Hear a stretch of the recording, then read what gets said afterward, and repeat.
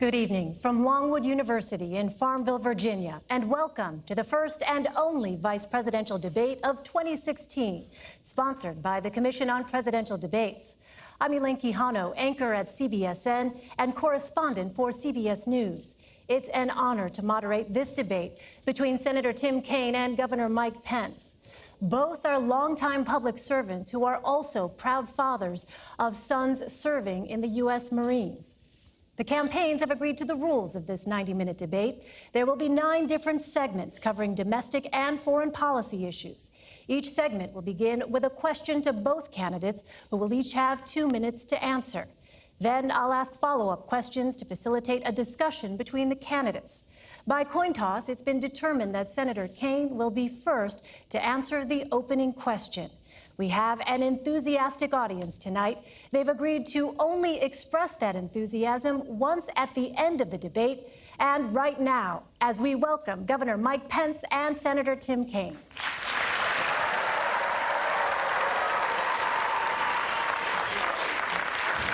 Yes, nice to meet you, Senator. Welcome. Thank you. It's an honor. Thank you. Thank you. Nice to meet you. Great to meet you. Thank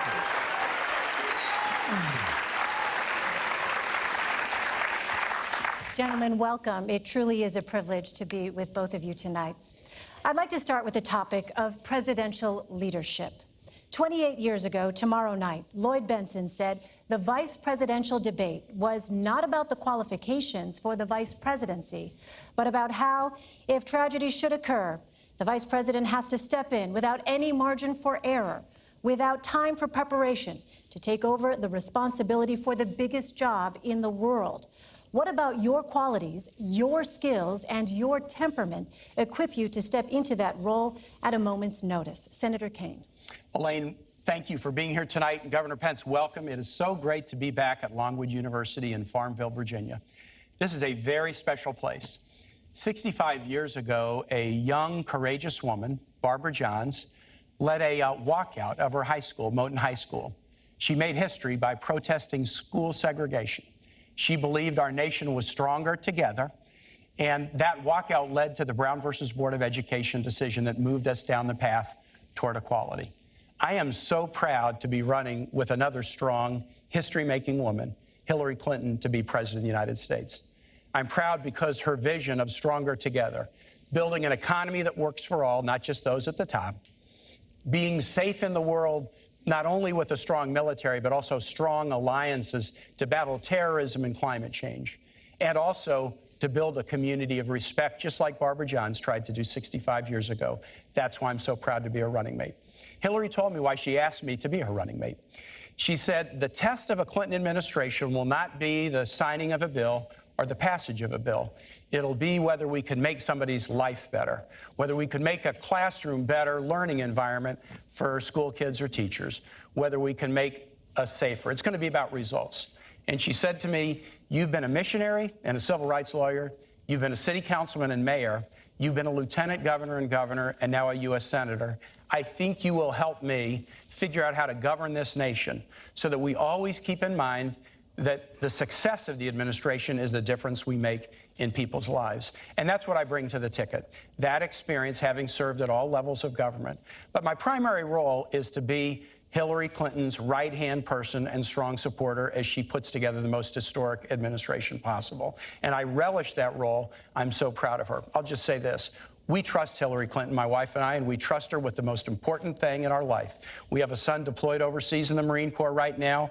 We trust Hillary Clinton as President and Commander-in-Chief, but the thought of Donald Trump as Commander-in-Chief scares us to death. Governor Pence. Well, first off, thank you, Elaine, and thank you to Norwood University for their wonderful hospitality. The Commission on Presidential Debates. It's deeply humbling for me to be here, to be surrounded by my wonderful family. And Senator Kaine, it's an honor to be here with you as well. And I also want to say thanks to everyone that's looking in tonight, who understands what an enormously important time this is in the life of our nation. For the last 7.5 years, we've seen America's place in the world weakened. We've seen an economy stifled by more taxes, more regulation, a war on coal, and a failing health care reform come to be known as Obamacare. And the American people know that we need to make a change. And so I want to thank all of you for being with us tonight. I also want to thank Donald Trump for making that call and inviting us to be a part of this ticket. I have to tell you, I'm a small town boy from a place not too different from Farmville. I grew up with a cornfield in my backyard. My grandfather had immigrated to this country when he was about my son's age. My mom and dad built everything that matters in a small town in southern Indiana. They built a family and a good name and a business, and they raised a family. And I dreamed someday of representing my hometown in Washington, D.C., but honestly, Elaine, I never imagined I'd have the opportunity to be governor of the state that I love, let alone be sitting at a table like this in this kind of a position. So to answer your question, I would say I would hope that if the responsibility ever fell to me in this role, that I would meet it with the way that I'm going to meet the responsibility should I be elected Vice President of the United States. And that's to bring a lifetime of experience, a lifetime growing up in a small town, a lifetime where I've served in the Congress of the United States, where I've led a state that works in the great state of Indiana, and whatever other responsibilities might follow from this. I would hope, and frankly, I would pray to be able to meet that moment with that lifetime of experience. Senator Kaine, on the campaign trail, you praise Secretary Clinton's character, including her commitment to public service. Yet 60% of voters don't think she's trustworthy. Why do so many people distrust her? Is it because they have questions about her emails and the Clinton Foundation? Elaine, let me tell you why I trust Hillary Clinton. Here's what people should look at as they look at a public servant.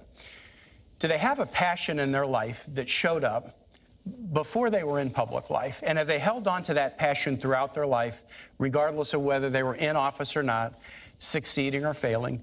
Hillary Clinton has that passion. From a time as a kid in a Methodist youth group in the suburbs of Chicago, she has been focused on serving others with a special focus on empowering families and kids. As a civil rights lawyer in the South with the Children's Defense Fund, First Lady of Arkansas and this country's Senator, Secretary of State, it's always been about putting others first. And that's a sharp contrast with Donald Trump.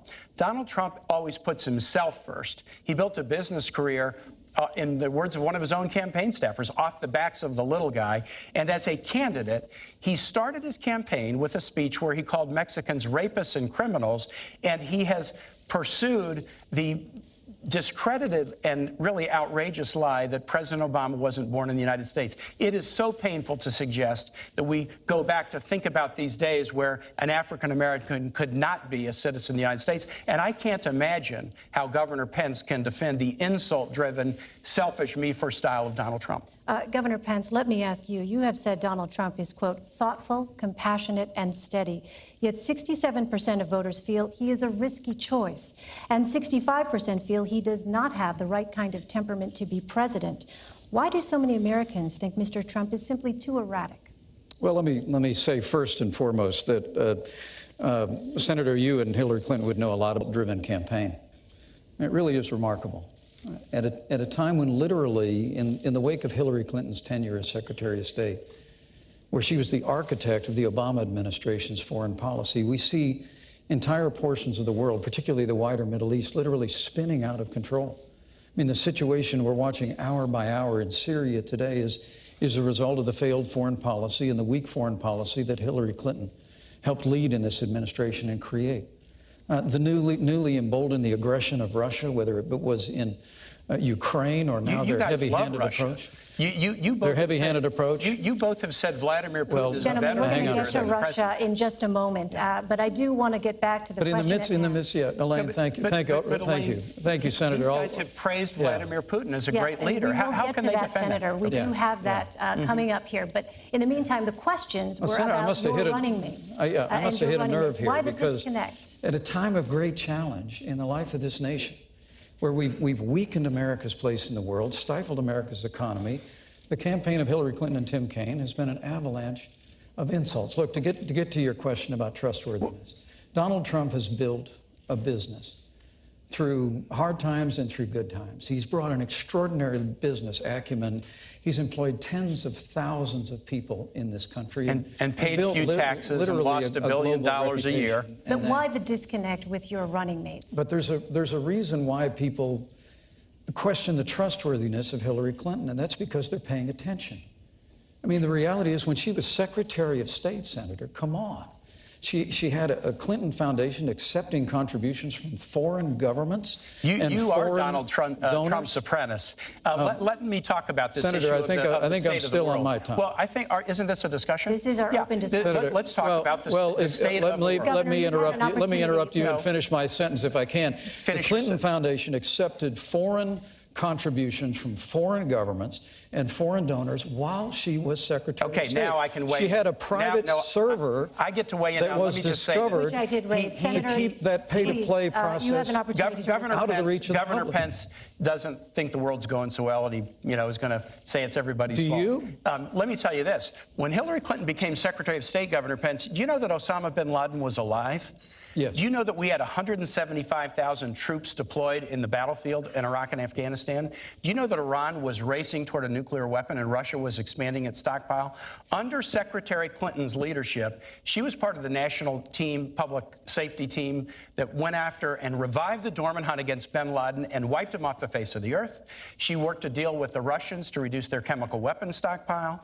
She worked a tough negotiation with nations around the world to eliminate the Iranian nuclear weapons program without firing a shot. Eliminate the Iranian nuclear weapons Absolutely, program. without firing a shot.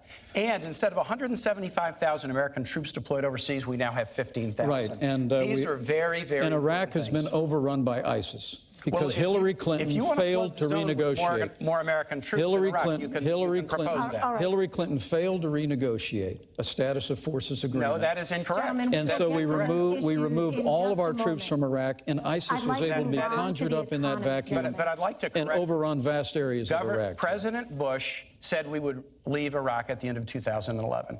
And Elaine, Iraq didn't want our troops to stay, and they wouldn't give us the protection for our troops. And guess what? If a nation where our troops are serving does not want us to stay, we're not going to stay without them being protected. It was a failure of the Secretary of State. If Governor Pence wants to put more troops back in Iraq, there are a lot of people that's wondering in this country about the economy. Right. Let's turn to the issue of the Okay. economy.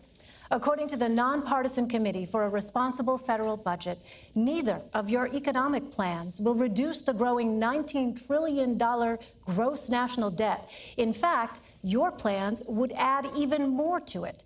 Both of you were governors who balanced state budgets. Are you concerned that adding more to the debt could be disastrous for the country? Governor Pence. I think the fact that under this past administration, of which Hillary Clinton was a part, we've almost doubled the national debt, is atrocious. I mean, I'm very proud of the fact that I come from a state that works. The state of Indiana has balanced budgets. We cut taxes. We made record investments in education and in infrastructure. And I still finished my term with $2 billion in the bank. That's a little bit different than when Senator Kaine was governor here in Virginia. He actually tried to raise taxes by about $4 billion. He left his state about $2 billion in the hole. The state of Indiana, we've cut unemployment in half, unemployment doubled when he was governor. But I think he's a very fitting running mate for Hillary Clinton.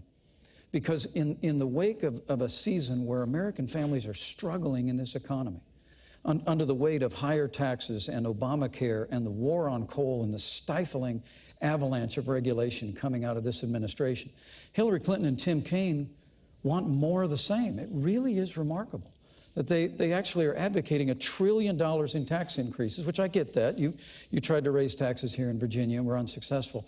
But $1 trillion in tax increases, more regulation, more of the same war on coal, and more of Obamacare that now even former President Bill Clinton calls Obamacare a crazy plan. But Hillary Clinton and Tim Kaine want to build on Obamacare. They want to expand it into a single-payer program. And for all the world, Hillary Clinton just thinks Obamacare is a good start. Look, Donald Trump and I have a plan to get this economy moving again. Just the way that it worked in the 1980s, just the way it worked in the 1960s. And that is by lowering taxes across the board for working families, small businesses, and family farms, ending the war on coal that is hurting jobs and hurting this economy, even here in Virginia, repealing Obamacare, lock, stock, and barrel, and repealing all of the executive orders that Barack Obama has signed that are stifling economic growth in this economy. We can get America moving again. Put on top of that the kind of trade deals that'll put the American worker first, and you've got a prescription for real growth. And when you get the economy growing, Elaine, that's when you can deal with the national debt. When we get back to 3.5% to 4% growth, with Donald Trump's plan will do, then we're going to have the resources to meet our nation's needs at home and abroad, and we're going to have the ability to bring down the national debt. Senator Kaine. Elaine, on the economy, there's a fundamental choice for the American electorate. Do you want a you're hired president in Hillary Clinton, or do you want a you're fired president in Donald Trump? I think that's not such a hard choice. Hillary and I have a plan that's on the table that's a you're hired plan. 5 components. First thing we do is we invest in manufacturing, infrastructure, and research in the clean energy jobs of tomorrow. Second thing is we invest in our workforce, from pre-K education to great teachers to debt-free college and tuition-free college for families that make less than $125,000 a year. Third, we promote fairness by raising the minimum wage so you can't work full-time and be under the poverty level, and by paying women equal pay for equal work. Fourth, we promote small business growth, just as we've done in Virginia. To make it easier to start and grow small businesses, Hillary and I each grew up in small business families. My dad, who ran an ironworking and welding shop, is here tonight. And fifth, we have a tax plan that targets tax relief to middle-class individuals and small businesses, and ask those at the very top who've benefited as we've come out of recession to pay more. The Trump plan is a different plan. It's a you're fired plan, and there's 2 key elements to it. First, Donald Trump said wages are too high. And both Donald Trump and Mike Pence think we ought to eliminate the federal minimum wage. Mike Pence, when he was in Congress, voted against raising the minimum wage above $5.15. And he has been a one-man bulwark against minimum wage increases in Indiana. The second component of the plan is massive tax breaks for the very top. Trillions of dollars of tax breaks for people just like Donald Trump. The problem with this, Elaine, is that's exactly what we did 10 years ago, and it put the economy into the deepest recession since the 1930s. Independent analysts say the Clinton plan would grow the economy by 10.5 million jobs. The Trump plan would cost 3.5 million jobs. And Donald Trump, why would he do this? Because his tax plan basically helps him, and if he ever met his promise, and he gave his tax returns to the American public like he said he would, we would see just how much his economic plan is really a Trump-first plan. On that point, Governor Pence, recently the New York Times released part of Mr. Trump's 1995 tax return and reported that he could have avoided paying federal income taxes for years. Yesterday, Mr. Trump said he brilliantly used the laws to pay as little tax as legally possible. Does that seem fair to you? Well, first, let me say I appreciated the you're hired, you're fired thing. Senator, you used that a whole lot, and I think your running mate used a lot of pre-done lines. Look, what you all just heard out there is more taxes, $2 trillion in more spending, more deficits, more debt, more government. And if you think that's all working, then you look at the other side of the table. I mean, the truth of the matter is the policies of this administration, which Hillary Clinton and Senator Kaine want to continue, have run this economy into a ditch. We're in the slowest economic recovery since the Great Depression. 15 million new jobs. There are millions more people living in poverty today than the day that Barack Obama, with Hillary Clinton at his side, and the poverty stepped level into the Oval and the median Office. income We have the lowest improved dramatically between 2014 and 2015. Honestly, Senator, you can roll out the numbers and the sunny side, but I got to tell you, people in Scranton, no different. People in Fort Wayne, Indiana, no different. I mean, this economy is struggling. And the answer to this economy is not more taxes. But it's not to give away tax relief to the folks at the top. And so I am interested Governor, to hearing whether he'll defend his running mates not releasing taxes and not paying taxes. Absolutely, I will. Governor, with all due respect, the question was about whether it seems fair to you that Mr. Trump said he brilliantly used the laws to pay as little tax as legally possible. Well, this is probably the difference between Donald Trump and Hillary Clinton and Senator Kaine. I mean, Hillary Clinton and Senator Kaine, and God bless you for it, career public servants, that's great. Donald Trump is a businessman, not a career politician. He actually built a business. Those tax returns that came out publicly this week showed that he faced some pretty tough times 20 years ago. But like virtually every other business, including the New York Times not too long ago, he used what's called net operating loss. We have a tax code, Senator, that actually is designed to encourage entrepreneurship. But why in this won't he country. release his tax return? Well, we're answering the question about the business thing. I do want to come back on this. His tax returns that showed he went through a very difficult time, but he used the tax code just the way it's supposed to be used, and he did it brilliantly. How do you know that? You haven't seen his tax return. Because he's created a business that's worth billions of dollars today. How do you know that? And with regard to paying taxes, this whole riff about not paying taxes and people saying he didn't pay taxes for years, Donald Trump has created tens of thousands of jobs, and he's paid payroll taxes, sales taxes, Senator, I'm going to give you about 30 seconds to respond, and I have a question on Social Security. Hillary Clinton is going to raise taxes, and Donald Trump and I are going to cut them. Donald Trump started this campaign in 2014. He said, if I run for president, I will absolutely release my taxes. He's broken his first promise. Second, he stood on the stage last week, and when Hillary said you haven't been paying taxes, he said, that makes me smart. So it's smart not to pay for our military. It's smart not to pay for veterans. It's smart not to pay for teachers. And I guess all of us who do pay for those things, I guess we're stupid. And the last thing I'll say is this. Senator, do you take all the deductions that you're entitled to? The last thing I want to ask Governor Pence is this. Governor Pence had to give Donald Trump his tax returns to show he was qualified to be vice president.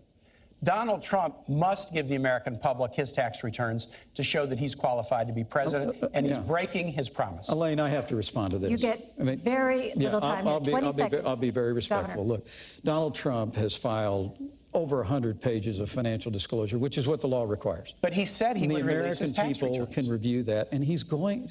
Senator, all right, he's going to release his tax returns when the audit Social Security. is over. Richard Nixon released tax returns when he was under audit. They're going to raise your taxes. Gentlemen, if you can't meet the Nixon standard, the people at home cannot understand either one of you when you speak over each other. I would please ask you to wait until it is that the other is finished. All right, Senator we're having Kaine, fun up here. On the issue of Social Security, in 18 years, when the Social Security trust funds run out of money, you'll be 76. The Committee for a Responsible Federal Budget estimates your benefits could be cut by as much as $7,500 per year. What would your administration do to prevent this cut? First, we're going to protect Social Security, which was one of the greatest programs that the American government has ever done. It happened at a time when you would work your whole life, raising your kids, working, being a Little League coach or a Sunday school teacher, and then you would retire into poverty. And Social Security has enabled people to retire with dignity and overwhelmingly not be in poverty. We have to keep it solvent, and we will keep it solvent. And we'll look for strategies like adjusting the payroll tax cap upward in order to do that. Here's what Hillary and I will not do, and I want to make this very plain. We will never, ever engage in a risky scheme to privatize Social Security. Donald Trump wrote a book, and he said Social Security is a Ponzi scheme, and privatization would be good for all of us. And when Congressman Pence was in Congress, he was the chief cheerleader for the privatization of Social Security. Even after President Bush stopped pushing for it, Congressman Pence kept pushing for it. We're going to stand up against efforts to privatize Social Security, and we'll look for ways to keep it solvent going forward, focusing primarily on the payroll tax cap. Governor Pence, I'll give you an opportunity to respond. Well, thanks, Elaine. There they go again. Okay. All Donald Trump and I have said about Social Security is we're going to meet our obligations to our seniors. That's it. Go read the book. We've said we're going to meet the obligations of Medicare. That's what this campaign is really about, Senator. And I get this is the old scare tactic that they roll out, scare the seniors. But you have a voting record, Governor. And I get all of that. I just, look, there's a question that you asked a little bit earlier that I have to go back to. I can't believe that you won't defend your own voting record. I have to go back to. Well, look, you're running with Hillary Clinton, who wants to raise taxes by $1 trillion, increase spending by $2 trillion. And you say you're going to keep the promises of Social Security. Donald Trump and I are going to cut taxes. We're going to reform government programs. You're going to raise taxes on the middle class. So we can meet the obligations of Social Security and Medicare. All right. If we stay on the path that your party has us on, we're going to be in a mountain range of debt, and we're going to face hard choices. Gentlemen, I want to move on now. You did ask us a question about debt and the debt explosion on the Trump plan is much, much bigger than anything on the Clinton side. All right, let me move on now 305 to the economists issue said of your law plan is bad for the enforcement economy. and race relations. Law enforcement and race relations. After the Dallas police shooting, Police Chief David Brown said, quote, "We're asking cops to do too much in this country. Every societal failure, we put it off on the cops to solve. Not enough mental health funding, not enough drug addiction funding. Schools fail. Let's give it to the cops." Do we ask too much of police officers in this country? And how would you specifically address the chief's concerns? Senator Kaine. Elaine, I think that's a very fair comment. I think we put a lot on police shoulders. And this is something I got a lot of scar tissue and experience on. I was a city councilman and mayor in Richmond. And when I came in, we had one of the highest homicide rates in the United States. We fought very, very hard over the course of my time in local office with our police department, and we reduced our homicide rate nearly in half. And then when I was governor of Virginia, we worked hard too. And we did something we had really wanted to do. For the first time ever, we cracked the top 10 safest states because we worked together. Here's what I learned as a mayor and a governor. The way you make communities safer and the way you make police safer is through community policing. You build the bonds between the community and the police force, build bonds of understanding, and then when people feel comfortable in their communities, that gap between the police and the communities they serve narrows. And when that gap narrows, it's safe for the communities and it's safer for the police. That model still works across our country, but there are some other models that don't work. An overly aggressive, more militarized model. Donald Trump recently said we need to do more stop and frisk around the country.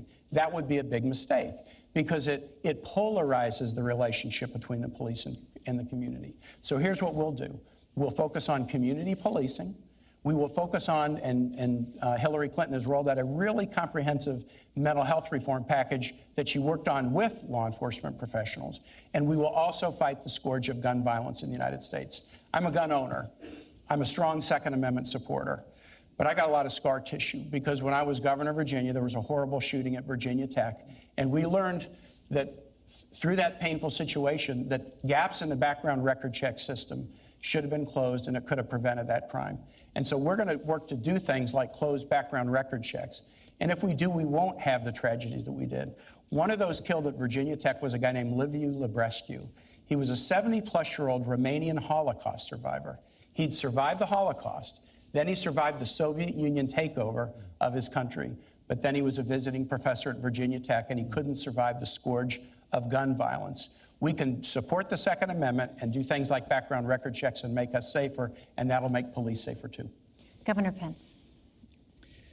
You know, my uncle was a cop, a career cop, on the beat in downtown Chicago. He was my hero when I was growing up. When we go up to visit my dad's family in Chicago, my three brothers and I would marvel at my uncle when he would come out in his uniform, sidearm at his side. Police officers are the best of us. I mean, men and women, white, African American, Asian, Latino, Hispanic, they put their lives on the line every single day. And let me say, at the risk of agreeing with you, community policing is a great idea. Mm-hmm. It's worked in the Hoosier State. And we fully support that. Donald Trump and I are going to make sure that law enforcement have the resources and the tools to be able to really restore law and order to the cities and communities of this nation. It's probably why the 330,000 members of the Fraternal Order Police endorsed Donald Trump as the next president of the United States of America, because they see his commitment to them. They see his commitment to law and order. But they also hear the bad-mouthing that comes from people that seize upon tragedy in the wake of police action shootings as a reason to use a broad brush to accuse law enforcement of implicit bias or institutional racism. And that really has got to stop. I mean, when an African-American police officer in Charlotte named Brentley Vinson, an all-star football player who went to Liberty University here in the state, came home, followed his dad into law enforcement, joined the force in Charlotte in 2014, was involved in a police action shooting that claimed the life of Keith Lamont Scott. It was a tragedy. I mean, we mourn with those who mourn. We grieve with those who grieve. We're saddened at the loss of life. But Hillary Clinton actually referred to that moment as an example of implicit bias in the police force, where she used, when she was asked in the debate a week ago whether there was implicit bias in law enforcement, her only answer was that there's implicit bias in everyone in the United States. I just think what we ought to do is we ought to stop seizing on these moments of tragedy. We ought to assure the public that we'll have a full and complete and transparent investigation whenever there's a loss of life because of police action. But Senator, please, enough of this seeking every opportunity to demean law enforcement broadly by making Elaine, the accusation of implicit bias every time tragedy occurs. Elaine, people shouldn't be afraid to bring up issues of bias in law enforcement. And if you're afraid to have I'm not afraid to bring that up. If you're afraid to have the discussion, you'll never solve it. And so here's an example, heartbreaking. We would agree this is a heartbreaking example. The guy, Philando Castile, who was killed in St. Paul, he was a worker, a valued worker in a local school. And he was killed for no apparent reason in an incident that will be discussed and will be investigated. But when folks went and explored this situation, what they found is that Philando Castile, who was they called him Mr. Rogers with dreadlocks in the school that he worked. The kids loved him. That he had been stopped by police 40 or 50 times before that fatal incident. And if you look at sentencing in this country, African Americans and Latinos get sentenced for the same crimes at very different rates. We need criminal justice reform. Indiana has passed criminal justice But I just want to say, those who say we should not be able to bring up and talk about bias in the system will never solve the problem. When an African-American police officer is involved in a police action shooting involving an African-American, why would Hillary Clinton accuse that African-American police officer of implicit bias? I guess I can't believe you are defending the position that there is no bias and it's a topic we don't Governor even need Pence, to I have a question on that point. I did not make that statement. Your fellow Republican, Governor Pence, Senator Tim Scott, who is African-American, recently spoke on the Senate floor. He said he was stopped 7 times by law enforcement in 1 year. A U.S. He Senator. said, I have felt the anger, the frustration, the sadness, and the humiliation that comes with feeling like you're being targeted for nothing more than being just yourself. What would you say to Senator Scott about his experiences? Well, I have the deepest respect for Senator Scott, and he's a close friend.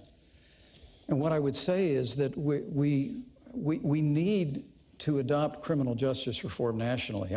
I signed criminal justice reform in the state of Indiana, Senator, and we're very proud of it.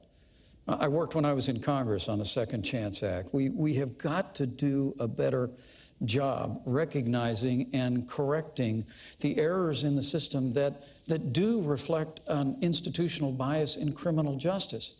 But what Donald Trump and I are saying is, let's not have the reflex of assuming the worst of men and women in law enforcement. We truly do believe that law enforcement is not a force for racism or division in our country. Scott, Governor? Law enforcement in this country is a force for good. They truly are people that put their lives on the line every single day. But I would suggest to you, what we need to do is assert a stronger leadership at the national level to support law enforcement. You just heard Senator Kaine reject a stop and frisk. Well, I would suggest to you that the families that live in our inner cities that are besieged by crime. Elaine, Governor, the question is about Senator Scott. What would you tell Senator Elaine, Scott? if I could jump, but I've heard Senator Scott make that eloquent plea. And look, criminal justice is about respecting the law and being respected by the law. So there is a fundamental respect issue here. And I just want to talk about the tone that's set from the top. Donald Trump during this campaign has called Mexicans rapists and criminals. He's called women slobs, pigs, dogs, disgusting. I don't like saying that in front of my wife and my mother. He attacked an Indiana-born federal judge and said he was unqualified to hear a federal lawsuit because his parents were Mexican. He went after John McCain, a POW, and said he wasn't a hero because he'd been captured. He said African Americans are living in hell, and he perpetrated this outrageous and bigoted lie that President Obama is not a U.S. citizen. If you want to have a society where people are respected and respect laws, you can't have somebody at the top who demeans every group that he talks about. And I cannot believe that Governor Pence will defend the insult-driven campaign that Donald Trump has run. All right, I want to turn to our next segment now, immigration. Your running mates have both said that undocumented immigrants who have committed violent crimes should be deported. What would you tell the millions of undocumented immigrants who have not committed violent crimes? Governor Pence. Donald Trump's laid out a plan to end illegal immigration once and for all in this country. We've been talking it to death for 20 years. Hillary Clinton and Tim Kaine want to continue the policies of open borders, amnesty, catch and release, sanctuary cities, all the things that are driving wages down in this country, Senator. And also, too often, with criminal aliens in the country, it's bringing heartbreak. But Donald Trump has a plan that he laid out in Arizona that will deal systematically with illegal immigration, beginning with border security, internal enforcement. It's probably why, for the first time in the history of Immigrations and Customs Enforcement, their union actually endorsed Donald Trump as the next president of the United States, because they know they need help to enforce the laws of this country. And Donald Trump has laid out a priority to remove criminal aliens, remove people that have overstayed their visas. And once we have accomplished all of that, which will strengthen our economy, strengthen the rule of law in the country, and make our communities safer once the criminal aliens are out, then we'll deal with those that remain. But I have to tell you, I was listening to the avalanche of insults coming out of Senator Kaine a minute ago. These were Donald. He says, hold on a second. It's my Governor. Time, Senator. It is, in fact, the governor's time. I apologize. This is your 2 minutes. Thanks. I forgive you. He says ours is an insult-driven campaign. Did you all just hear that? Ours is an insult-driven campaign. I mean, to be honest with you, if Donald Trump had said all the things that you said he said in the way you said he said them, he still wouldn't have a fraction of the insults that Hillary Clinton leveled when she said that half of our supporters were a basket of deplorables. She said they were irredeemable. They were not America. I mean, it's extraordinary. And then she laid one after another ism on millions of Americans who believe that we can have a stronger America at home and abroad, who believe we can get this economy moving again, who believe that we can end illegal immigration once and for all. So, Senator, this insult-driven campaign, I mean, that's small potatoes compared to Hillary Clinton calling half of Donald Trump's supporters a basket of deplorables. Hillary Clinton said something on the campaign trail, and the very next day she said, you know what, I shouldn't have said that. She said she shouldn't have said half. Governor, this is Senator Kaine's 2 minutes, please. Yeah, that's right. So now we're even. Yeah. Look for Donald Trump apologizing to John McCain for saying he wasn't a hero. Did Donald Trump apologize for calling women slobs, pigs, dogs, disgusting? She apologized for saying Governor, it is his 2 minutes, please. Did Donald Trump apologize for taking after somebody in a Twitter war and making fun of her weight? Did he apologize for saying African Americans are living in hell? Did he apologize for saying President Obama was not even a citizen of the United States? You will look in vain to see Donald Trump ever taking responsibility for anybody and apologizing. Immigration. There's 2 plans on the table. Hillary and I believe in comprehensive immigration reform. Donald Trump believes in deportation nation. You got to pick your choice. Hillary and I want a bipartisan reform that will put keeping families together as the top goal. Second, that will help focus enforcement efforts on those who are violent. Third, that will do more border control. And fourth, that will provide a path to citizenship for those who work hard, pay taxes, play by the rules, and take criminal background record checks. That's our proposal. Donald Trump proposes to deport 16 million people, 11 million who are here without documents. And both Donald Trump and Mike Pence want to get rid of birthright citizenship. So if you're born here, but your parents don't have documents, they want to eliminate that. That's another 4.5 million people. These guys, and Donald Trump has said it, deportation force. They want to go house to house, school to school, business to business, and kick out 16 million people. And I cannot believe that Governor Pence would sit here and defend his running mate's claim that we should create a deportation force so that they'll all be gone. Senator, we have a deportation force. It's called Immigrations and Customs Enforcement. And the Union for Immigrations and Customs Enforcement, for the first time in their history, endorsed Donald Trump to be the next president of the United States. So you like the 16 million deportation plan? Senator, that's nonsense. Look, what you just heard is they have a plan for open borders, amnesty. That goes, Our plan is like Ronald Reagan's plan from 1986. They call it comprehensive immigration reform on Capitol Hill. We all know the routine. It's amnesty. And you heard one of the last things he mentioned was border security.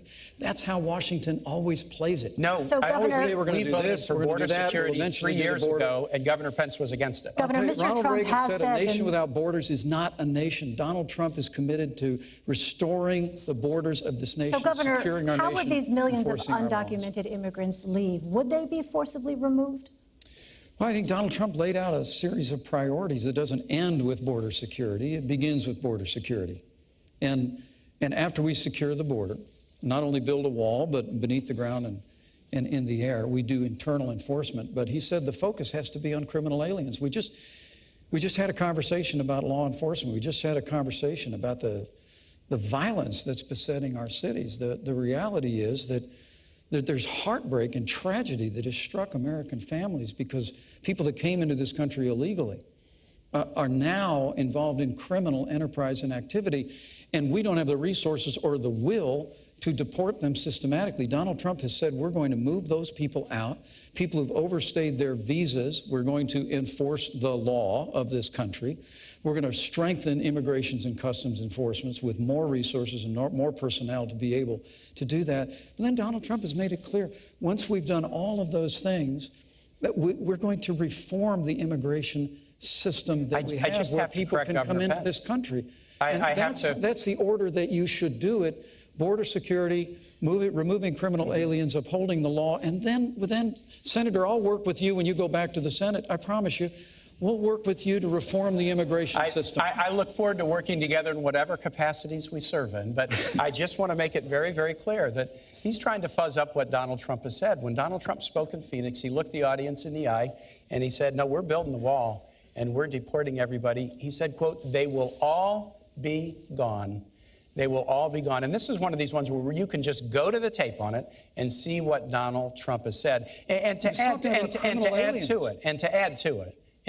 it, we are a nation of immigrants. Mike Pence and I both are descended from immigrant families. Some things, maybe weren't said so great about the Irish when they came, but we've done well by absorbing immigrants, and it's made our nation stronger. When Donald Trump says Mexicans are rapists and criminals, Mexican immigrants, when Donald Trump says about your judge, who's your judge? He said that Judge Curiel was unqualified to hear a case because his parents were Mexican. I can't imagine how you can defend that. Gentlemen, I'd like to shift now to the threat of terrorism. Do you think the world today is a safer or more dangerous place than it was 8 years ago? Has the terrorist threat increased or decreased? Senator Kaine. The terrorist threat has decreased in some ways because bin Laden is dead. The terrorist threat has decreased in some ways because an Iranian nuclear weapons program has been stopped. The terrorist threat to United States troops has been decreased in some ways because there's not 175,000 in a dangerous part of the world. There's only 15,000, but there are other parts of the world that are challenging. Let me tell you this. To beat terrorism, there's only one candidate who can do it, and it's Hillary Clinton. Remember, Hillary Clinton was the senator from New York on 9/11. She was there at the World Trade Center when they were still searching for victims and survivors. That seared onto her the need to beat terrorism. And she's got a plan to do it. She was part of the national security team that wiped out bin Laden. Here's her plan to defeat ISIL. First, we got to keep taking out their leaders on the battlefield. She was part of the team that got bin Laden, and she'll lead the team that will get Abu Bakr al-Baghdadi, the head of ISIS. Second, we got to disrupt financing networks. Third, disrupt their ability to recruit on the internet in their safe havens. But fourth, we also have to work with allies to share and surge intelligence. That's the Hillary Clinton plan. She's got the experience to do it. Donald Trump. Donald Trump can't start a Twitter war with Miss Universe without shooting himself in the foot. Donald Trump doesn't have a plan. He said, I have a secret plan. And then he said, I know more than all the generals about ISIL. And then he said, I'm going to call the generals to help me figure out a plan. And finally, he said, I'm going to fire all the generals. He doesn't have a plan. But he does have dangerous ideas. Here's four. He trash talks the military. The military is a disaster. John McCain's no hero. The generals need all to be fired, and I know more than them. He wants to tear up alliances. NATO is obsolete and will only work together with Israel if they pay big league. Third, he loves dictators. He's got kind of a personal Mount Rushmore. Vladimir Putin, Kim Jong-un, Muammar Gaddafi, and Saddam Hussein. And last and most dangerously, Donald Trump believes that the world will be safer if more nations have nuclear weapons. He said Saudi Arabia should get them, Japan should get them, Korea should get them. And when he was confronted with this and told, wait a minute, terrorists could get those, proliferation could lead to nuclear war, here's what Donald Trump said, and I quote, "Go ahead, folks, enjoy yourselves." I'd love to hear Governor Pence tell me what's so enjoyable or comical about nuclear war. Governor Pence. Did you work on that one a long time? Because that had a lot of really creative lines in it. Well, I'm going to see if you can defend any of it. Look, I can defend. I can make it very clear to the American people. After traveling millions of miles as our Secretary of State, after being the architect of the foreign policy of this administration, America is less safe today than it was the day that Barack Obama became President of the United States. It's absolutely inarguable. We've weakened America's place in the world. It's been a combination of factors, but mostly it's been a lack of leadership. I mean, I will give you, and I was in Washington, D.C. on 9/11. I saw the clouds of smoke rise from the Pentagon. I was in Virginia, where the Pentagon's located. I know you were. Mm-hmm. We all lived through that day as a nation. It was heartbreaking. And I want to give this president credit for bringing Osama bin Laden to justice. But the truth is, Osama bin Laden led al-Qaeda. Our primary threat today is ISIS. And because Hillary Clinton failed to renegotiate a status of forces agreement that would have allowed some American combat troops to remain in Iraq and secure the hard-fought gains the American soldier had won by 2009, ISIS was able to be literally conjured up out of the desert, and it's overrun vast areas that the American soldier had won in Operation Iraqi Freedom. My heart breaks for the likes of Lance Corporal Scott Zubowski. He fell in Fallujah in 2005. He fought hard through some of the most difficult days in Operation Iraqi Freedom. And he paid the ultimate sacrifice to defend our freedom and secure that nation. And that nation was secured in 2009. But because Hillary Clinton and Barack Obama failed to provide a status of forces agreement and leave sufficient troops in there, we are back at war. The president just ordered more troops on the ground. We are back at war in Iraq. And Scott Zubowski, whose mom would always come to Memorial Day events in Newcastle, Indiana to see me, and I'd always give her a hug and tell her we're never going to forget our son, and we never will. Scott Zubowski and the sacrifices the American soldier made were squandered in Iraq because this administration created a vacuum in which ISIS was able to grow. And a reference to the Iranian deal that Hillary Clinton initiated, $150 billion stopping a to the nuclear radical weapons mullahs program without in Iran. firing a shot. You didn't stop the nuclear weapons Yes, we program. did. You Even the Israeli military says it stopped. guaranteed that Iran will someday become a nuclear power because there's no limitations once the period of time of the treaty comes off. Governor Pence, Mr. Trump has proposed extreme vetting of immigrants from parts of the world that export terrorism. But that does not address many of the recent terrorist attacks in the United States, such as the Orlando nightclub massacre and the recent bombings in New York and New Jersey. Those were homegrown, committed by U.S. citizens and legal residents. What specific tools would you use to prevent those kinds of attacks? Well, I think it's a great question, Elaine. But it really does begin with us reforming our immigration system and putting the interests, particularly the safety and security of the American people first. I mean, Donald Trump has called for extreme vetting for people coming in to this country so that we don't bring people into the United States who are hostile to our Bill of Rights freedoms, who are hostile to the American way of life. But also, Donald Trump and I are committed to suspending the Syrian refugee program and programs and immigration from areas of the world that have been compromised by terrorism. Hillary and Kaine want to increase the Syrian refugee program by 500. Elaine, I want to tell you about our plan. Homegrown. Yeah.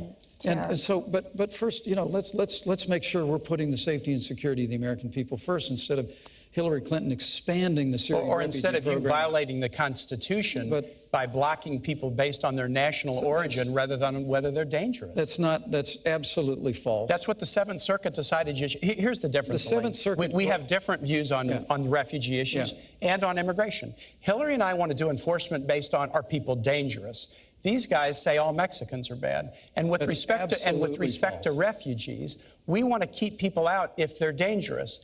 Donald Trump said keep them out if they're Muslim. Mike Pence put a program in place to keep them out if they're from Syria. And yesterday, an appellate court with 3 Republican judges struck down the Pence plan and said it was discriminatory. And those judges, we should focus upon danger, not upon discrimination. Elaine, to your point, those judges said it was because there wasn't any evidence yet that ISIS had infiltrated the United States. Well, Germany just arrested 3 Syrian refugees. Well, I know connected to ISIS, but they told you there's a right way and a wrong way to do it. But look, if you're going to be critical of me on that, that's fair game. I will tell you, after 2 Syrian refugees were involved in the attack in Paris that is called Paris's 9/11, as governor of the state of Indiana, I have no higher priority than the safety and security of the people of my state. But Governor so you Pence, bet I suspended that program. But Governor Pence, and I stand by that decision. And if I'm Vice President of the United States or Donald Trump is president, we're going to put the safety and security of the American people first. Can we just be clear? Hillary and I will do immigration enforcement, and we'll vet refugees based on whether they're dangerous or not.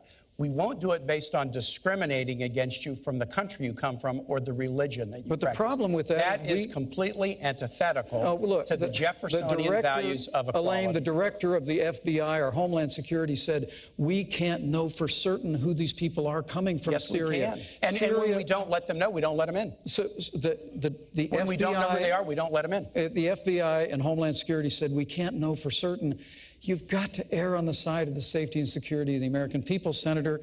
I understand by trashing all Syrians or trashing all Muslims. Senator Kaine, let me ask you this. Secretary Clinton has talked about an intelligence surge. Yes. What exactly would an intelligence surge look like, and how would that help identify terrorists with no operational connection to a foreign terrorist organization? Intelligence surge is 2 things, Elaine. It's 2 things. It's first, dramatically expanding our intelligence capacities by hiring great professionals, but also we've got some of the best intel and cyber employees in the world right here in the United States working for many of our private sector companies. So it involves increasing our own workforce, but striking great partnerships with some of our cyber and intel experts in the private sector so that we can, consistent with constitutional principles, gather more intelligence. But the second piece of this is really, really important. It also means creating stronger alliances, because you gather intelligence and then you share your intelligence back and forth with allies. And that's how you find out who may be trying to recruit, who may be trying to come from one country to the next. Alliances are critical.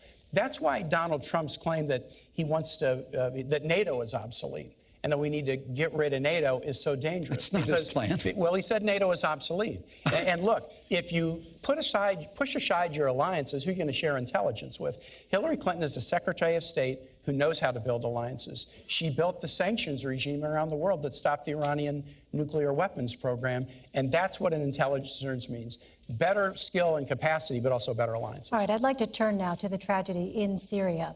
Can I speak about the cybersecurity surge at all? You can have 30 seconds, Governor, quickly, please. First, Donald Trump just spoke about this issue this week. We have got to bring together the best resources of this country to understand that cyber warfare is the new warfare of the asymmetrical enemies that we face in this country. And I look forward, if I'm privileged to be in this role, of working with you in the Senate to make sure that we resource that effort. We will work together in whatever roles we inhabit. We have an intelligence serve. But I will also tell you that it's important in this moment to remember that Hillary Clinton had a private server in her home that had classified information on it about drone strikes. Emails from the President of the United States of America were on there. Her private server was subject to being hacked by foreign powers. I'd like to ask you about Syria. We could put cybersecurity first if we just make sure the next Secretary of State doesn't have a full investigation concluded that not one reasonable prosecutor would take any additional step. You don't get to decide the rights and wrongs of this. We have a justice system that does that. And a Republican FBI director did an investigation and concluded. All right, we are moving on now. Senator, if your son or my son handled classified information the way Hillary Clinton did, they'd be court-martialed. That is absolutely false, and you know that. Absolutely and you know true. that, Governor. It's absolutely true. Because the Gentlemen, FBI did an investigation. Gentlemen. And they concluded that there was Senator, no reasonable prosecutor who would take it further. Senator Kaine, Governor Pence, please. Syria. I want to turn now to Syria. 250,000 people, 100,000 of them children, are under siege in Aleppo, Syria. Bunker buster bombs, cluster munitions, and incendiary weapons are being dropped on them by Russian and Syrian militaries. Does the U.S. have a responsibility to protect civilians and prevent mass casualties on this scale? Governor Pence. The United States of America needs to begin to exercise strong leadership to protect the vulnerable citizens and over 100,000 children in Aleppo. Hillary Clinton's top priority when she became Secretary of State was the Russian reset. The Russian reset. After the Russian reset, the Russians invaded Ukraine and took over Crimea. And the small and bullying leader of Russia is now dictating terms to the United States to the point where all the United States of America, the greatest nation on earth, just withdraws from talks about a ceasefire while Vladimir Putin puts a missile defense system in Syria while he marshals the forces and begins. Look, we have got to begin to lean into this with strong, broad-shouldered American leadership. It begins by rebuilding our military. I mean, the Russians and the Chinese have been making enormous investments in the military. We have the smallest Navy since 1916. We have the lowest number of troops since the end of the Second World War. We've got to work with the Congress and Donald Trump will to rebuild our military and project American strength in the world. But about Aleppo and about Syria, I truly do believe that what America ought to do right now is to immediately establish safe zones so that families and vulnerable families with children can move out of those areas, work with our Arab partners real time right now to make that happen. And secondly, I just have to tell you that the provocations by Russia need to be met with American strength.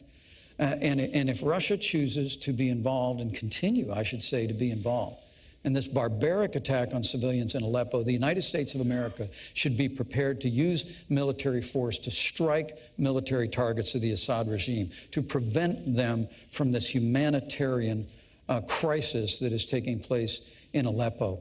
There's a broad range of other things that we ought to do as well. We ought to deploy a missile defense shield to the Czech Republic and Poland, which Hillary Clinton and Barack Obama pulled back on out of not wanting to offend the Russians back in 2009.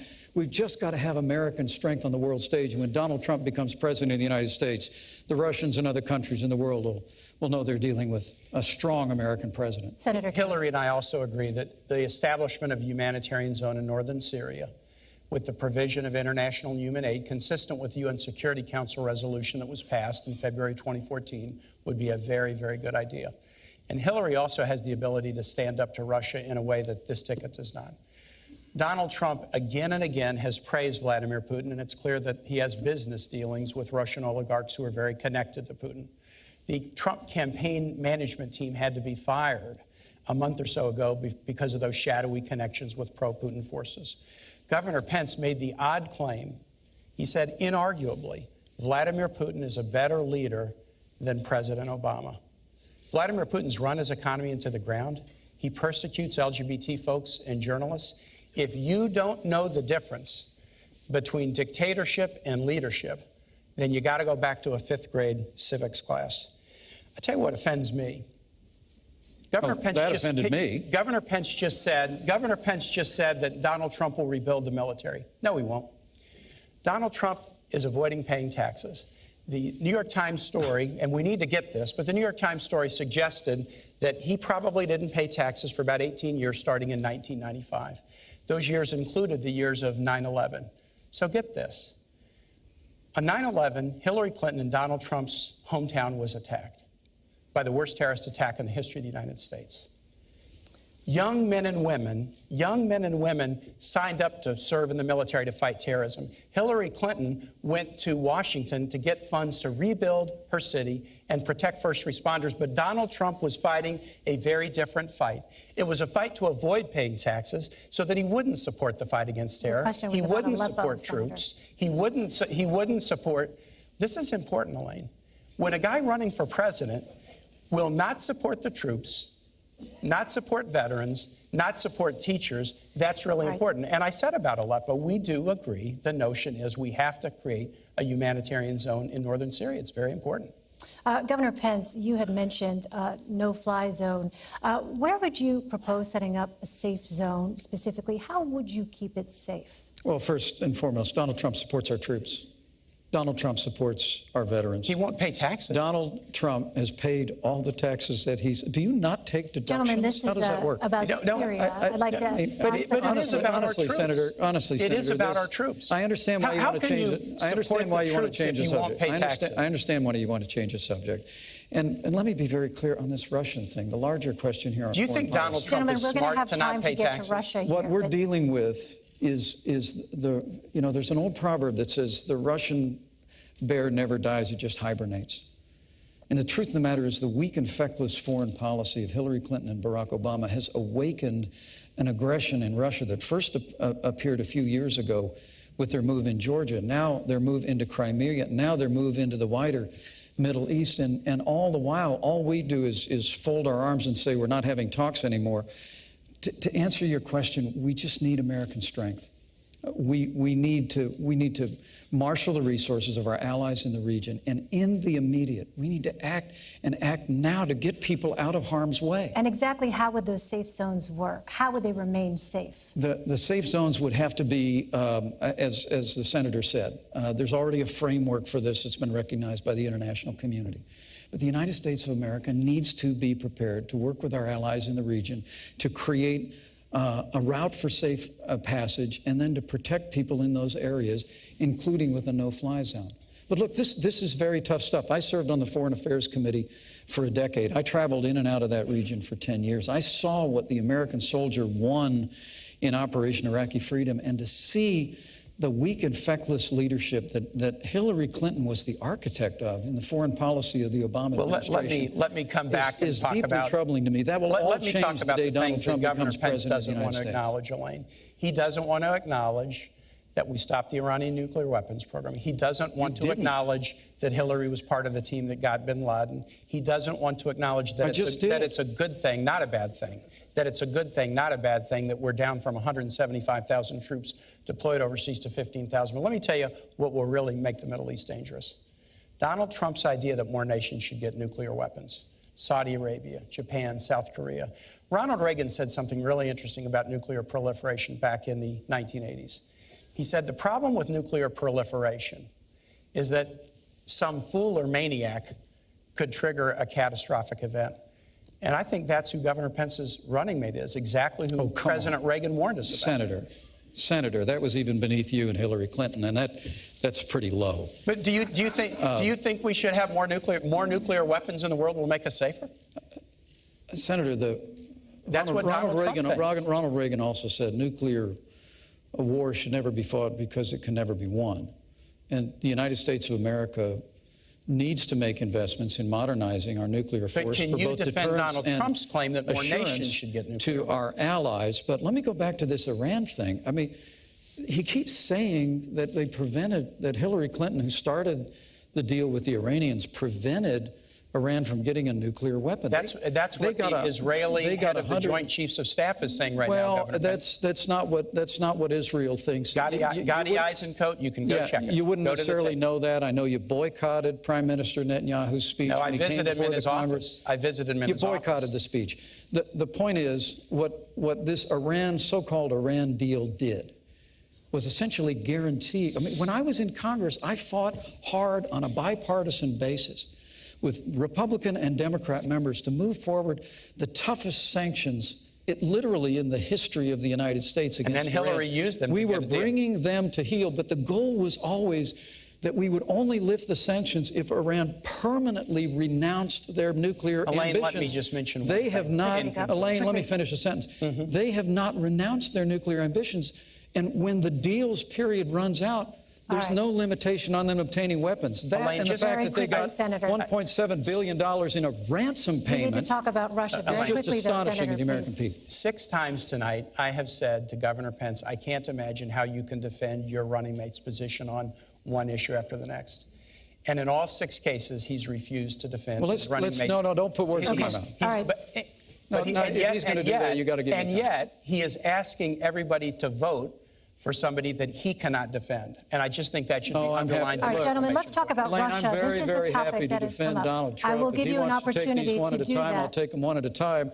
More nations should get nuclear weapons. Don't put try words to into defend my that. mouth. Well, he never said that, All right. Senator, and He you is know it. absolutely said it. Gentlemen, Saudi most of the Arabia, stuff you South said, he Korea, never Japan. said. Gentlemen, Russia. Russian President Vladimir Putin invaded Ukraine, annexed Crimea, and has provided crucial military support to the Assad regime. What steps, if any, would your administration take to counter these actions? Senator Kaine. You got to be tough on Russia. So let's start with not praising Vladimir Putin as a great leader. Donald Trump and Mike Pence have said he's a great leader. And Donald Trump has, business dealings with Russia that he refuses to disclose. Hillary Clinton has gone toe-to-toe with Russia. She went toe-to-toe with Russia as Secretary of State to do the New START agreement to reduce Russia's nuclear stockpile. She's had the experience doing it. She went toe-to-toe with Russia and lodged protests when they went into Georgia. And we've done the same thing about Ukraine, but more than lodging protests, we've put punishing economic sanctions on Russia that we need to continue. Donald Trump, on the other hand, didn't know that Russia had invaded the Crimea. Oh, that's nonsense. He was on a TV show a couple months back, and he said, I'll guarantee you this, Russia's not going into the Ukraine. And he had to be reminded that they had gone into the Crimea 2 years before. Hillary Clinton has gone toe-to-toe with Russia to work out a deal on New START. She got them engaged in a meaningful way to cap Iran's nuclear weapons program, and yet she stood up to them on issues such as Syria and their invasion of Georgia. You've got to have the ability to do that, and Hillary does. On the other hand, in Donald Trump, you have somebody who praises Vladimir Putin all the time. America should really wonder about a President Trump who had a campaign manager with ties to Putin, pro-Putin elements in the Ukraine, who had to be fired for that reason. They should wonder, when Donald Trump is sitting down with Vladimir Putin, is it going to be America's bottom line, or is it going to be Donald Trump's bottom line that he's going to be worried about with all of his business dealings? Now, this could be solved if Donald Trump would be willing to release his tax returns, as he told the American public that he would do. And I know he's laughing at this, but every president... What's it got to do with Russia? Every president since Richard Nixon has done it, and Donald Trump has said, I'm doing business with Russia. The only way the American public will see whether he has a conflict of interest... No, he hasn't said that. Senator, He has, your time is up. Governor. Well, thanks. Just trying to keep up with the insult-driven campaign on the other side of the table. You know, I'm just saying facts about your running mate. Yeah. Well, and I know you can't defend Senator, him. please, this I'm is happy Governor's to 2 defend him, minutes. Senator. Don't put words in my mouth that I'm not defending him. You're not. I'm happy to defend him. Most of what you said is completely false, and the American people know that. I'll run through the list of things where you didn't defend. Senator, where you please, can just this is say stuff Governor and people Pence's believe 2 it. minutes. Look, this is the alternative universe of Washington, D.C. versus reality. Hillary Clinton said her #1 priority was a reset with Russia. That reset resulted in the invasion of Ukraine. After they'd infiltrated with what are called little green men, Russian soldiers that were dressing up like Ukrainian dissidents, and then they moved all the way into Crimea, took over the Crimean Peninsula. And Donald Trump knew that happened. He basically was saying it's not going to happen again. The truth of the matter is that what you have in the rise of aggressive Russia, which had increased its influence in Iran, that now because of this deal is on a pathway in the future to obtain a nuclear. The leading state sponsor of terror in the world, in Iran, now has a closer working relationship with Russia because of Hillary Clinton and Barack Obama's foreign policy. And $150 billion and sanctions all being lifted. And then, of course, Syria. I mean, it really is extraordinary. Syria is imploding. You just asked a very thoughtful question about the disaster in Aleppo. ISIS is headquartered in Raqqa. ISIS from Raqqa has overrun vast areas that at great sacrifice the American soldier won in Operation Iraqi Freedom. And yet Senator Kaine still sits here, loyal soldier, I get all that, and saying that the foreign policy of Hillary Clinton and Barack Obama somehow made the world more secure. I mean, it really is astonishing We've that on the day that Iran released 4 American hostages, we delivered $400 million in cash as a ransom payment for Americans held by the radical mullahs in Tehran. And Governor, just today, Mr. Trump said, quote, Putin has no respect for Hillary Clinton and no respect for Obama. Why do you think he'll respect a Trump-Pence administration? Strength. Plain and simple. Business. Donald Trump, that's nonsense. Donald Trump is Donald a strong Trump's son leader says who is that the going Trump to lead with American Please, strength. Senator, I'll give you a chance to respond. We're going to rebuild our military. And let me say this whole Putin thing. Look, America is stronger than Russia. Our economy is 16 times larger than the Russian economy. America's political system is superior to the crony, corrupt capitalist system in Russia in every way. When Donald Trump and I observe that, as I've said, in Syria, in Iran, in Ukraine, that the small and bullying leader of Russia has been stronger on the world stage than this administration, that's stating painful facts. That's not an endorsement of Vladimir Putin. That's an indictment of the weak and feckless leadership of Hillary Clinton and Barack Obama. Well, this is one where we can just kind of go to the tape on it. But Governor Pence said, inarguably, Vladimir Putin is a better leader than President Obama. That is absolutely inaccurate. And I just think a guy I said he's been stronger on the world stage. No, you said leader. And I'll just say this, Governor. You just said better. If you mistake leadership for dictatorship and you can't tell the difference, a country that's running its economy. Yeah, here we go. This is the grade school thing again. Right. If you can't tell the difference, you shouldn't be commander-in-chief. Yeah. And with Donald Trump's sons say that they have all these business dealings with Russia. Those could be disclosed with tax returns, but they refuse to do them. Americans need to worry about whether Donald Trump will be watching out for America's bottom line or his own bottom line.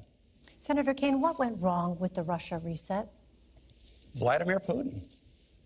Vladimir Putin is a dictator. And what would you do differently? Vladimir Putin is a dictator. He's not a leader. Anybody who thinks otherwise doesn't know Russian history and they don't know Vladimir Putin. Hillary Clinton knows exactly who this guy is. John McCain said, I look at his eyes and I see KGB, and Hillary kind of has that same feeling. So how do you deal with them? We do have to deal with Russia in a lot of different ways. There are areas where we can cooperate.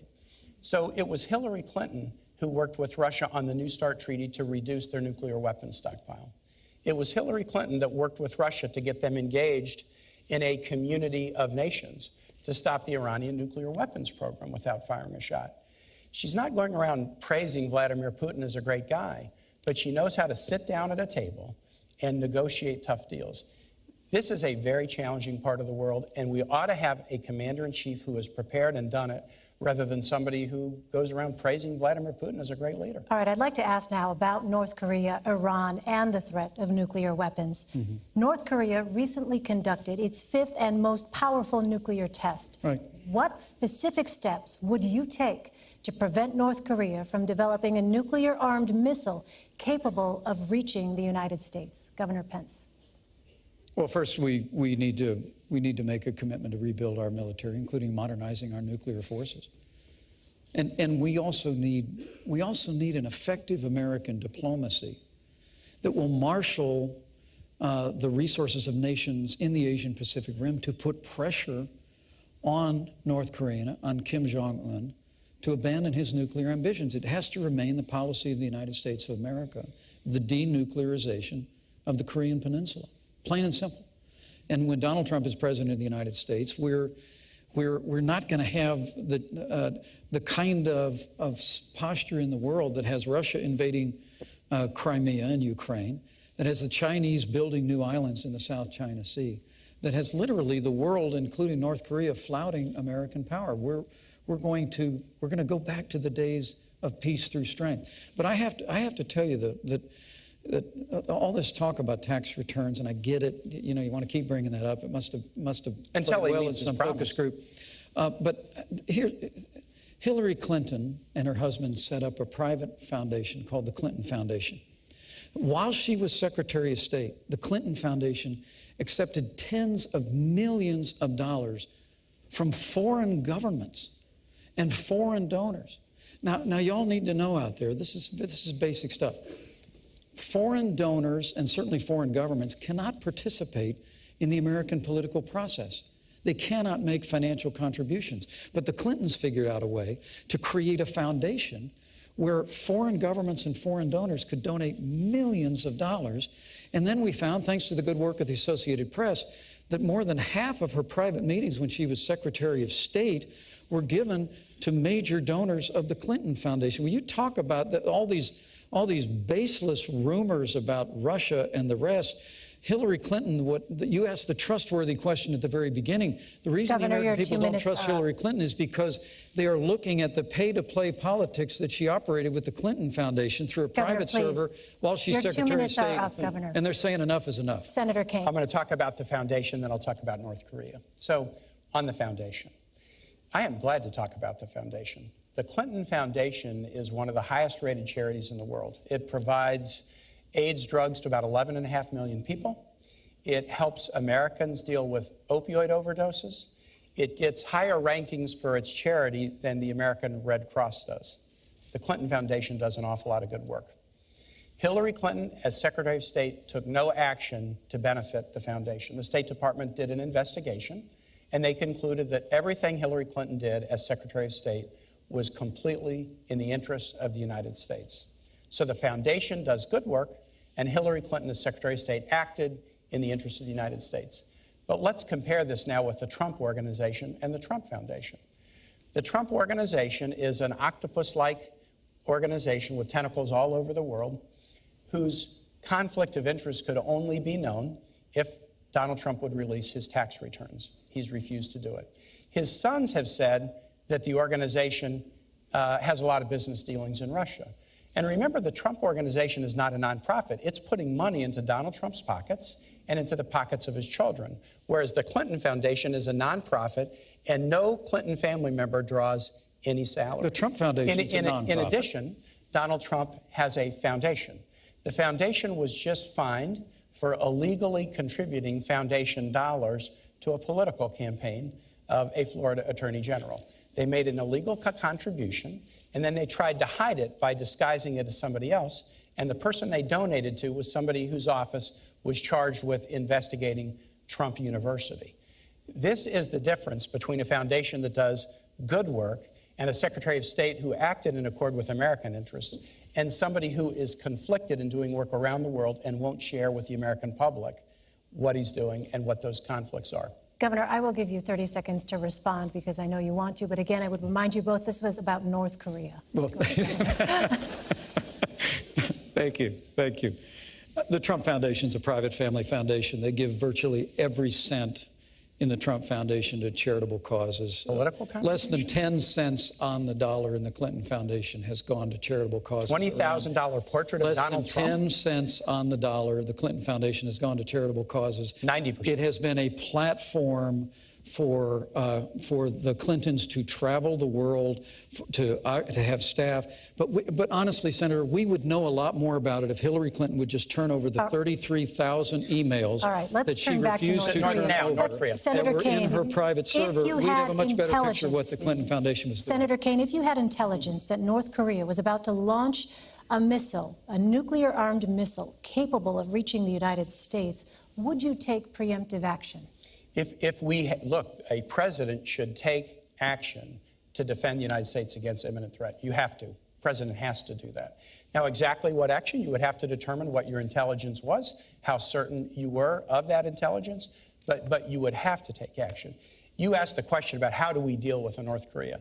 I'm on the Foreign Relations Committee. We just did an extensive sanctions package against North Korea. And interestingly enough, Elaine, the UN followed and did virtually the same package. Often China will use their veto in the Security Council to veto a package like that, they're starting to get worried about North Korea too. Yeah. So they actually supported the sanctions package, even though many of the sanctions are against Chinese firms, Chinese financial institutions. So we're working together with China, and we need to. China is another one of those relationships where it's competitive, it's also challenging, and in times like North Korea, we have to be able to cooperate. Hillary understands that very well. She went once famously to China and stood up at a human rights meeting and looked him in the eye and said, women's rights are human rights. They didn't want her to say that, but she did. But she's also worked on a lot of diplomatic and important diplomatic deals with China, and that's what it's going to take. The thing I would worry a little bit about is that Donald Trump owes about $650 million to banks, including the Bank of China. I'm not sure he could stand up so tough to the people who have loaned him money. All right, I'd like to turn to our next segment now. And in this, I'd like to focus on social issues. You have both been open about the role that faith has played in your lives. Can you discuss in detail a time when you struggled to balance your personal faith and a public policy position? Senator Kaine. Yeah, that's an easy one for me, Elaine. It's an easy one. I'm really fortunate. I grew up in a wonderful household with great Irish Catholic parents. My mom and dad are sitting right here. I was educated by Jesuits at Rockhurst High School in Kansas City, my 40th reunions in 10 days. And I worked with Jesuit missionaries in Honduras now nearly 35 years ago, and they were the heroes of my life.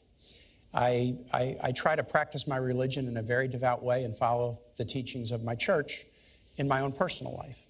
But I don't believe in this nation, a First Amendment nation, where we don't raise any religion over the other and we allow people to worship as they please, that the doctrines of any one religion should be mandated for everyone.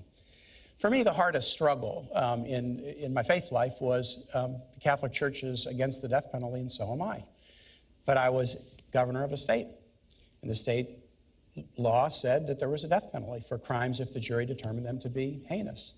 And so I had to grapple with that. When I was running for governor, I was attacked pretty strongly because of my position on the death penalty. But I looked the voters of Virginia in the eye and said, look, this is my religion. I'm not going to change my religious practice to get one vote, but I know how to take an oath and uphold the law. And if you elect me, I will uphold the law. And I was elected, and I did.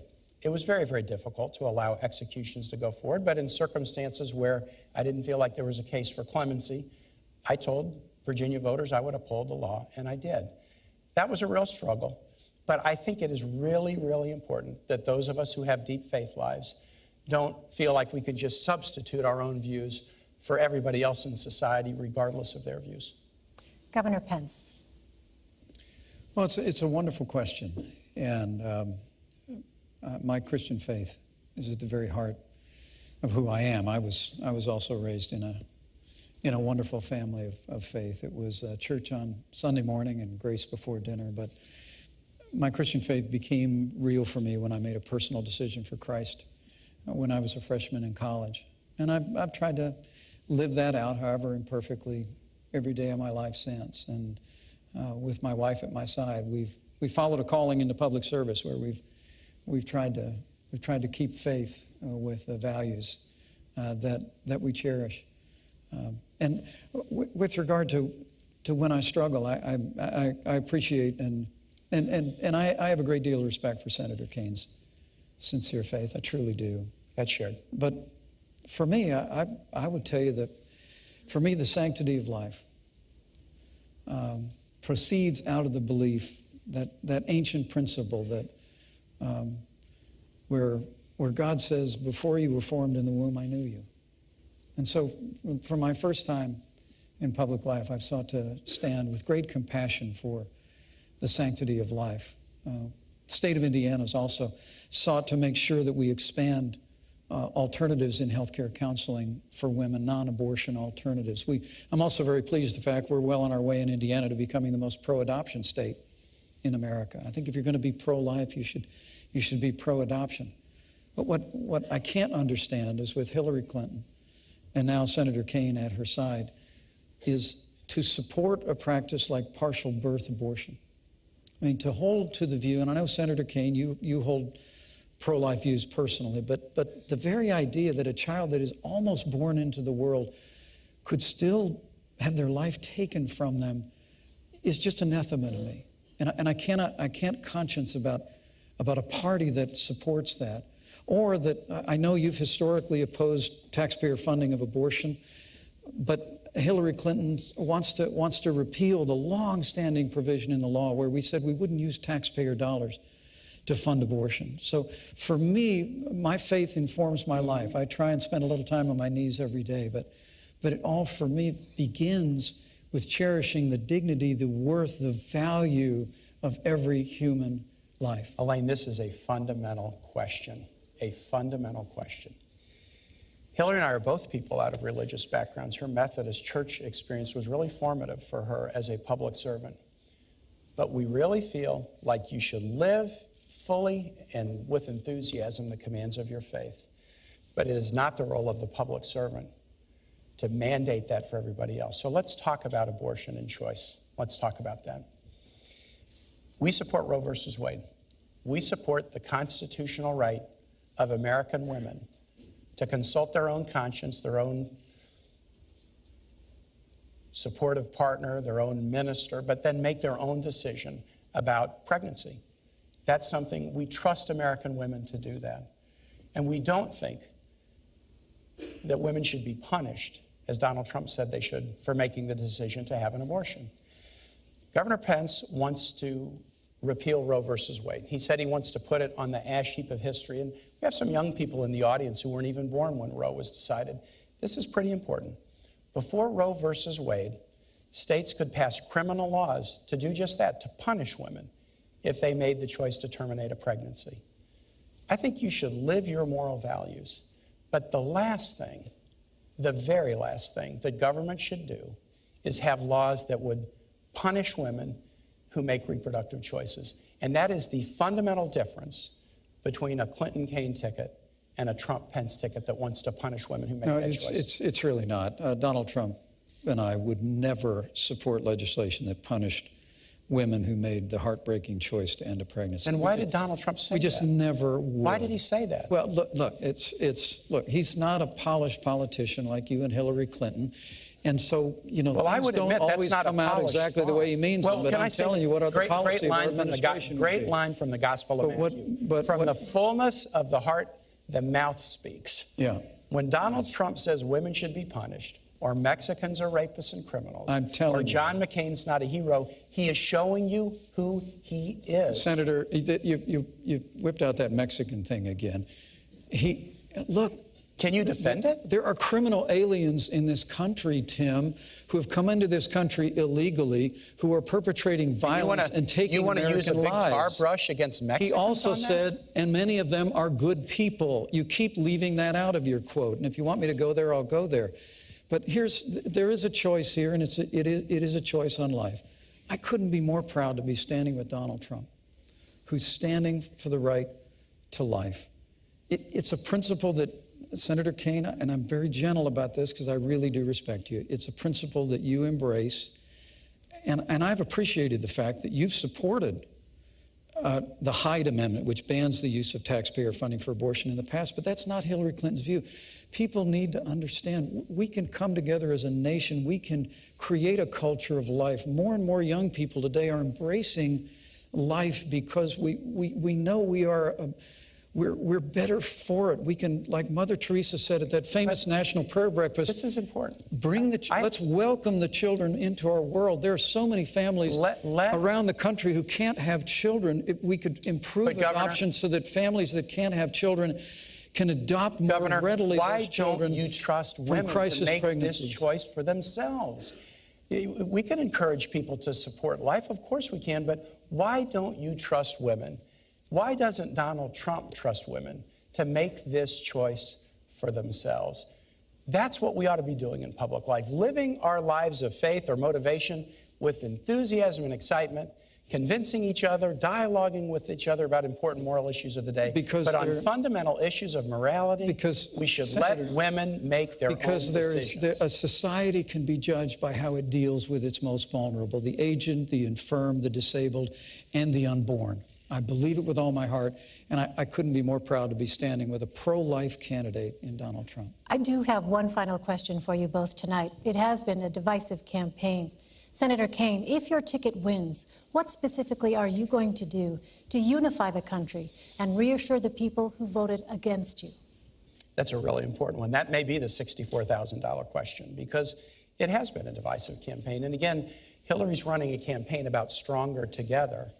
And Donald Trump, and this is not directed at this man, except to the extent that he can't defend Donald Trump. Donald Trump has run a campaign that's been about one insult after the next. But we do have to bring the country together. So here's what we'll do. Hillary Clinton was First Lady, then Senator for 8 years and Secretary of State. And I serve in the Senate. And I'm really amazed, Elaine, as I talk to Republican senators, how well they regard and respect Hillary Clinton. She was on the Armed Services Committee. She was on other committees. She worked across the aisle when she was First Lady to get the CHIP program passed so that 8 million low-income kids have health insurance in this country, including 150,000 in Indiana. She worked across the aisle after 9/11 to get health benefits for the first responders who bravely went into the towers and into the Pentagon. She worked to get benefits for TRICARE benefits for National Guard members, including Hoosiers and Virginians in the National Guard. She has a track record of working across the aisle to make things happen. And you know, Elaine, I have the same track record. I was a governor of Virginia with 2 Republican houses. And in the Senate, I have good working relationships across the aisle. Because yeah, I think it's fine to be a Democrat or Republican or independent, but after Election Day, the goal is work together. And Hillary Clinton has a track record of accomplishment across the aisle that will enable her to do just that when we work with the new Congress in January. Governor, how will you unify the country if you win? Well, thank you, Elaine, and thanks for a great discussion. Absolutely. Tonight. Thank you, Senator. This is a very challenging time in the life of our nation.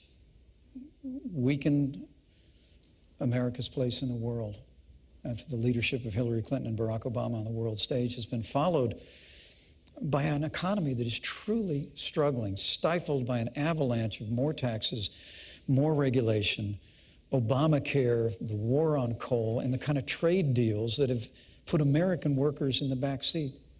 And I think the best way that we can bring people together is through change in Washington, D.C. You know, I served in Washington, D.C. for 12 years in the Congress of the United States. And I served with many Republicans and Democrats, men and women of goodwill. The potential is there to really change the direction of this country, but it's going to take leadership to do it. The American people want to see our nation standing tall on the world stage again. They want to see us supporting our military, rebuilding our military, commanding the respect of the world, and they want to see the American economy off to the races again. They want to see an American comeback. And Donald Trump's entire career has been about building.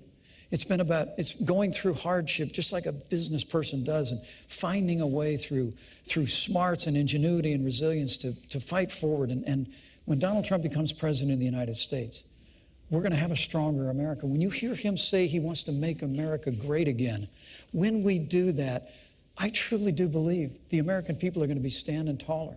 They're going to see that real change can happen after decades of just talking about it.